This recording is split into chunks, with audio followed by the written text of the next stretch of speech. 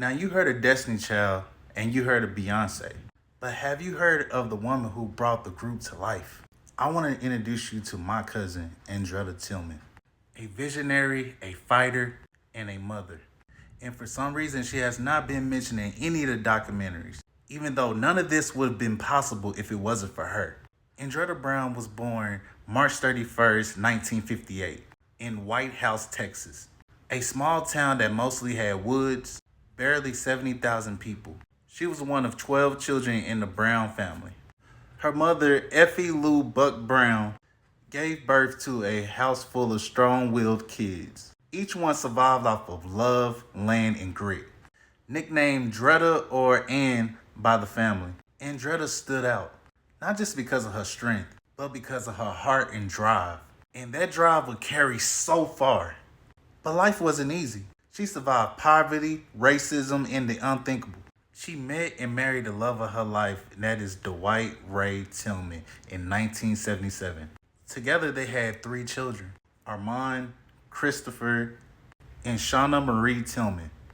But on October 26, 1986, tragedy struck.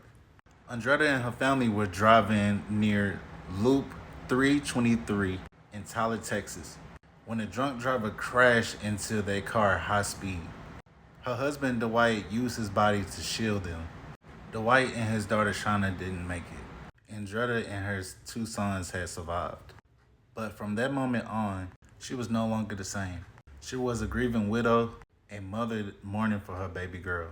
But she knew she had to keep going. After the accident, she had relocated to Houston. There, she linked up with Brian K. Moore, and together they co-founded Music World Entertainment, long before Matthew Knowles came on board. Andretta Tillman believed in something bigger than herself. She saw potential in the group of girls.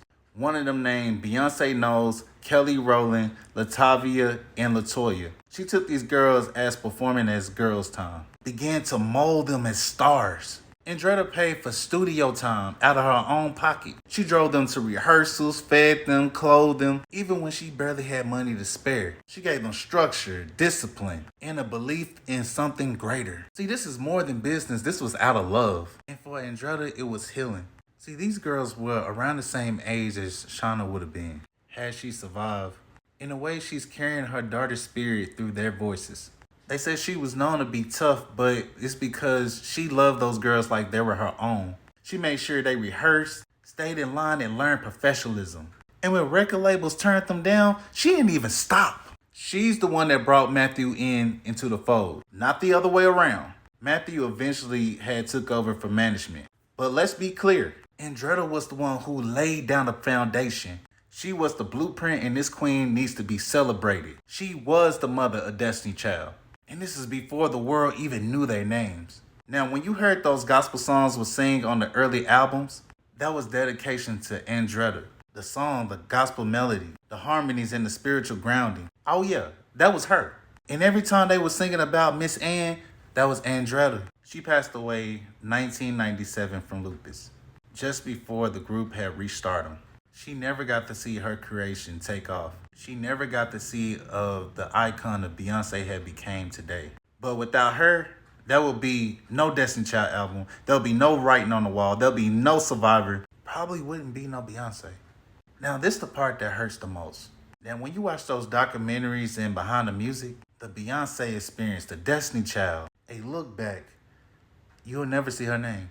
Matthew Knowles had moved her from the narrative. No mention, no tribute, no photo. How does the person who created a group get erased? Andretta deserves better. She deserves her flowers. And damn it, she deserved her place in history. In this video, this is the part that's going to make sure that happens. Her son, Armand and Chris, they're still here, and we still remember. She wasn't just a music manager. She was a visionary, she was a mother figure, and a survivor. She made something beautiful from pain. She took heartbreak and turned it into harmony. She took grief and turned it into greatness. She took destiny and made it become her child. And so now you know, Andretta Tillman was more than just a name. She was more than just a title. She was more than just a cousin. And if you ever sung a Destiny Child song, then you already felt her spirit. Give her her credit and say her name. and let the world know that Miss Andretta Tillman was the real Destiny Child. If you want to get the real information, here's the book, Girls Time, Making of Destiny Child, the Andretta Story documentary. Also, there's a film on Amazon.